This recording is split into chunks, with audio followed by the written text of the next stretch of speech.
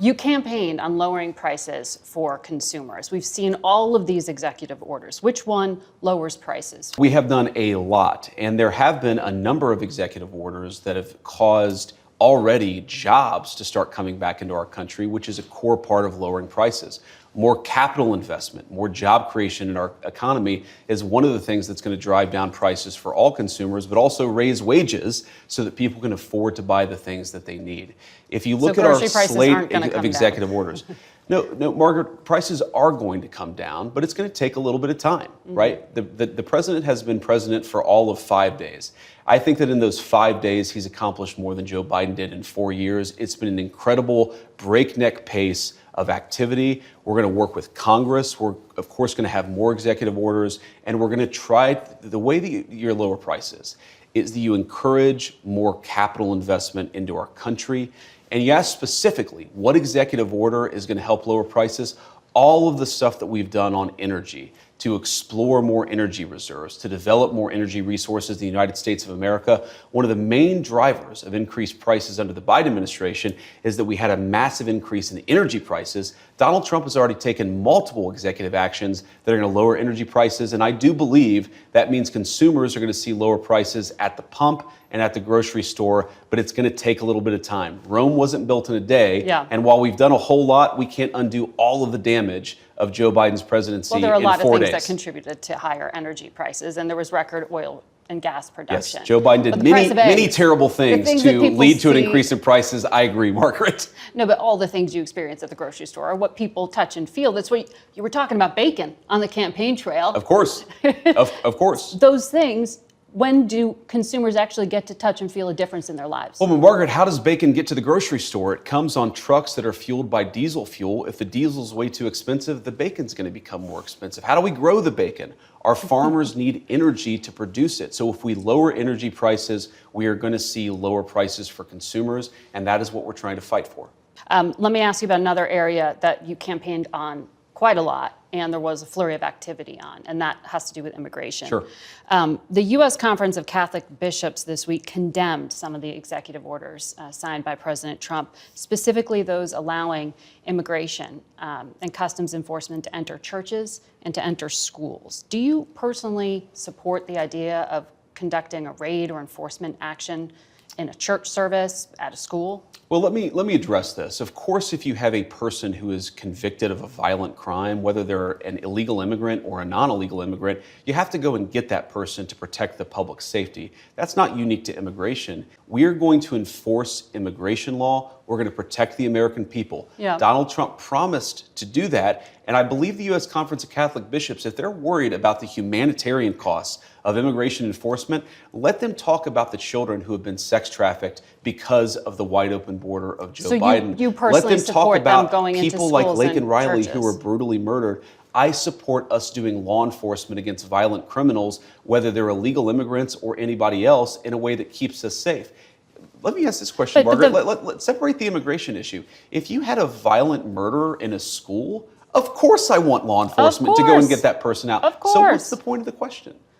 You changed the regulation this week. That's the point of the question. Exactly. Giving the authority to go into churches and go into schools. We empowered law enforcement to enforce the law everywhere to protect Americans. Effect, a chilling effect, arguably, to people to not send their kids to school.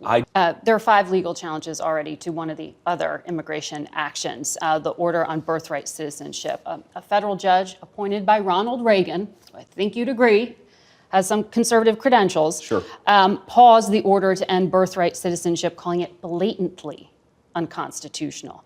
How do you reconcile this challenge to the 14th Amendment to the Constitution? So I obviously disagree with that judge, and these things, some of them will be litigated. That's the nature of our constitutional system. But here's the basic idea of President Trump's view on this. If you are a lawful permanent resident or a legal immigrant who plans to stay, your children, of course, should become American citizens. But let's say you're the child of an ambassador. You don't become... But that's not part of it. Well, that is an important principle. But we're saying that carve-out should apply to anybody who doesn't plan to stay here. If you come here on vacation and you have a baby in an American hospital, that baby doesn't become an American citizen. If you're an illegal alien and you come here temporarily, hopefully, Your child does not become an American citizen by virtue of just having been born on American soil. Well, this is a country founded by immigrants. Well, this is a country founded by... This is a very unique country, and it was founded by some immigrants and some settlers, but just because we were founded by immigrants doesn't mean that 240 years later that we have to have the dumbest immigration policy in the world. No country says that temporary visitors, their children, will be given complete access to the benefits and blessings of American citizenship. America should actually look out for the interests of our citizens first, and that means, again, if you're here permanently and lawfully, your kid becomes an American citizen. If you're not here permanently, if you're not subject to the jurisdiction of the United States and don't plan to be, why would we make those people's children American citizens permanently? When you talked to us in August, you said, I don't think we should abandon anybody who's been properly vetted and helped us. Do you stand by that? Well, Margaret, I don't agree that all these immigrants or all these refugees have been properly vetted. In fact, we know that there are cases of people who allegedly were properly vetted and then were literally planning attacks on our country. That happened during the campaign, if you may remember. So clearly not all of these foreign nationals have been properly vetted. But there are 30,000 people in the pipeline, Afghan refugees. But my primary concern as the vice president, Margaret, is to look after the American people. And now that we know that we have vetting problems with a lot of these refugee programs, we absolutely cannot unleash thousands of unvetted people into our country. It's not good. These people are vetted. Just like the guy who planned a attack in Oklahoma a few months ago, he was allegedly properly vetted, and many people in the media and the Democratic Party said that he was properly vetted. Clearly he wasn't.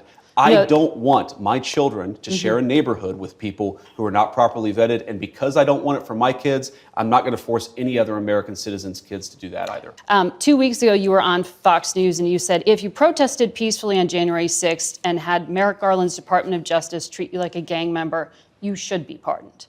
If you committed violence on that day, obviously you shouldn't be pardoned. Did you counsel the president against these blanket pardons for 1,500 people? Well, Margaret, I noticed... Including those who committed violence. Margaret, I noticed that you cut off the thing that I said immediately after that. The full quote is that, of course, there are gray areas. And here's the nature of the gray area. Merrick Garland's Department of Justice denied constitutional protections in the prosecutions. There were double standards in how sentences were applied to the J6 protesters versus other groups. What the president said consistently on the campaign is that he was going to look at a case-by-case basis, and that's exactly what we did. We looked at 1,600 cases, and the thing that came out of it, Margaret, is that there was a massive denial of due process of liberty, and a lot of people were denied their constitutional rights. The president believes that. I believe that, and I think he made the right decision. Daniel Rodriguez used an electroshock weapon against a policeman who was dragged out of the defensive line by plunging it into the officer's neck. He was imprisoned, sentenced to 12 years, 7 months. He got a pardon.